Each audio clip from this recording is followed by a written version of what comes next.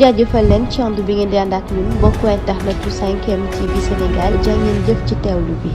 jërë ngeen jëfati mbokk internet yu 5M TV Sénégal maître Ousseynou Thiam daal di yëkkati ay kàddu moom nag avocat la bu faree ci nguur gi daal dinay kon wax ginnaaw kàddu yu mu yëkkati mu ni kile di juge bi di Saba Faye kon amul xam-xam ci mbir mi ginnaaw tribunal bu Ziguinchor kon mu jàpp ni moomee amul benn yoon xam-xam ginnaaw kon moom mi àddu wax ni Ousmane Sonko mile mën naa bokk kon ci mbir mile mu jàpp ni kon tey jile kon autorité administrative yi loolee war nañ ci mën a xool bu baax a baax ginnaaw notification bi nga xam ni kon fësal nañu ko